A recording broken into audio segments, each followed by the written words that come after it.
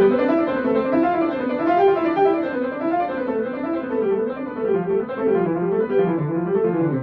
everyone, this is Danae, and in today's video I will share with you one of my most important technical tips that I apply whenever I practice a technical exercise. Whether it is a pretty basic and simple one or an advanced one, this is something that I always try to look out for. Now, before I get into the tip, I want to share with you some very big news, because yesterday on Monday, my very first online piano course came out on Jeff's Pianist Academy. For those of you who don't know it, Jeff's Pianist Academy is an online academy where you can purchase and download piano lessons made by professional pianists and professional piano teachers on many different types of subjects, from technical subjects to specific pieces like Beethoven sonatas to things like piano improvisation. Many things that you might be looking for, you can find them on this academy, and I joined the academy with my first piano course. So in that course that has many lessons, I share all my warm-up and technique building exercises that I have used throughout the years, the ones that I find most effective, and most importantly, it is produced in a very high quality format. I traveled to Switzerland. I did not record it here at home, but I traveled to Switzerland and it was produced in a very high quality way. A lot of work and effort went into it. There were many different cameras. There's the angle above the keys, which is a comment that I get a lot on this channel, that you're missing the camera above the keys. And it is kind of hard for me to do this at home, but there we had a perfectly set camera, so you get the angle where you can see exactly what my fingers are doing. You get the sheet music. I also wrote a workbook that goes with the piano course, so all my thoughts in detail of how to put pressure on which muscle and how to exactly play the exercises properly, the sheet music going with it, and really all my thoughts concerning technique building warm-up exercises compiled in one place. It really was a lot of hard work, but I am so excited for you to now be able to see it.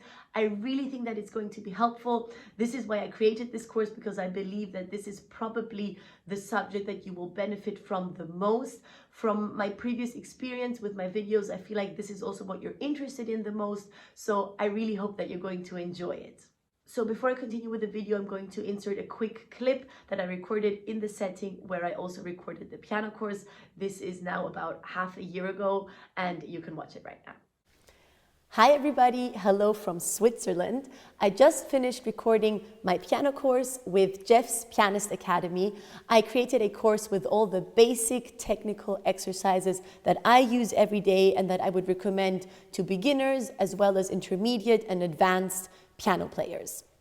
If you're interested in the course, just click on the link in the description box. The first few lessons are completely free, and if you want to buy the entire package, then I have a special offer for the launch of the course. It is going to be valid for the next 10 days, and you will get 40% off. Just put in this code right here and you will get 40% off just for you, so check it out. There are also some other courses on this academy, and you will find different pianists talking about different subjects, which I would also definitely recommend. They're very interesting, covering all kinds of topics, and I will see you there. I'm going to put the link to the course in the description box below, so please check it out. The first 4 lessons are free, and after that you have to purchase it. And for the first 10 days, so basically when the video goes online, the following 9 days, you can use a discount code, which is this one right here.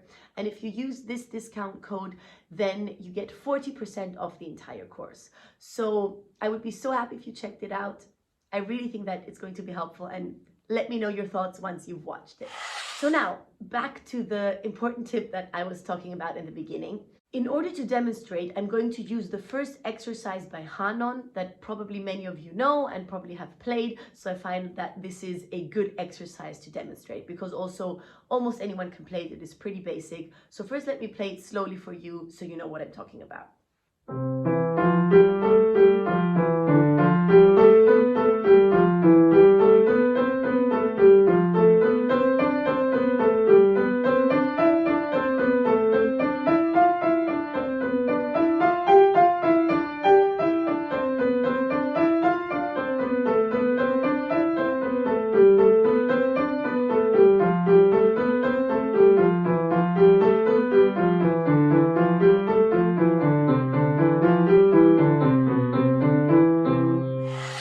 exercise I can play in two fundamentally different ways.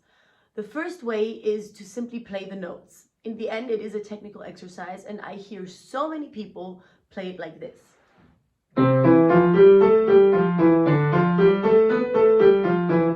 Basically just playing each note, and there is nothing wrong with that. Each note is clear, it's played in the right way. However, and here comes the tip, I find it essential that even when you're practicing technical exercises, you try to put in the musical element. And there are several reasons for doing so. First of all, it simply sounds better for your ear, and it is way more pleasing to listen to, and also way more fun for you to play it. Secondly, if you start considering phrasing, then your focus shifts from the technical difficulty and is suddenly focused on how can I create the phrase? Where should I play a slightly stronger or louder note? Where should I play a slightly softer note? And when you start filling your head with these types of thoughts, the technical thoughts are going to start coming automatically. This is an experience that I've had very often, that when I've had very hard passages technically, as long as I focus on the music and the phrasing, the other things are going to come by themselves. So with this exercise, I would start by, of course, not pressing that first C with an accent, but starting a little bit lower with a slight crescendo and having the A in this case be the louder note, and then doing a little diminuendo.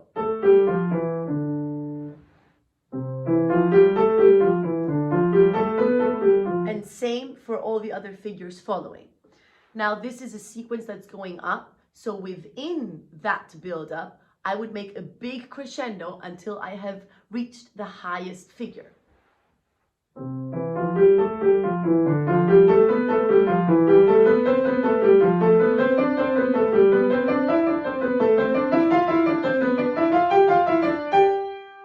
And from here, I would now do the opposite. Diminuendo, crescendo, little hairpin, and then do an overall big diminuendo until I reach the C.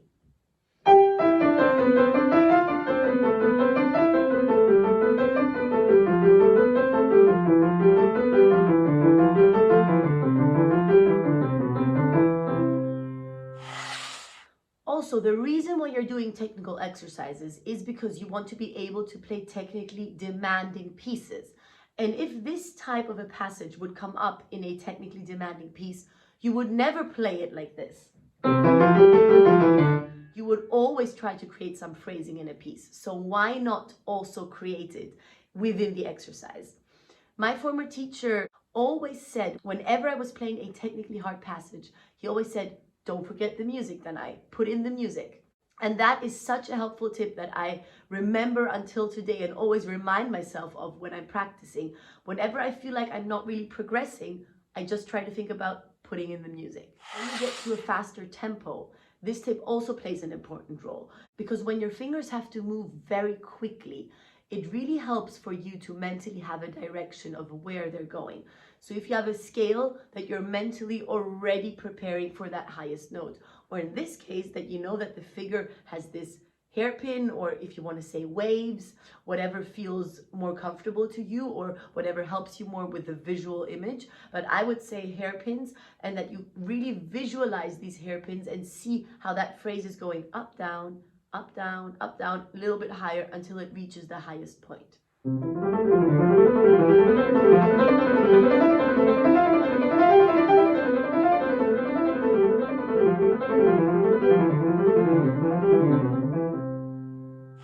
So this was my tip. I know that it doesn't sound like much and it feels like it is kind of self-explanatory and very obvious, but trust me, if you start applying that, you're going to see big differences. And it is something that I really remind myself of very often, and that really helps me whenever I don't know how to go forward with a certain technical passage. I hope that you found this helpful and that you enjoyed this video. Please like this video and subscribe to my channel. That would help me a lot. And I will see you again in the next video. Bye.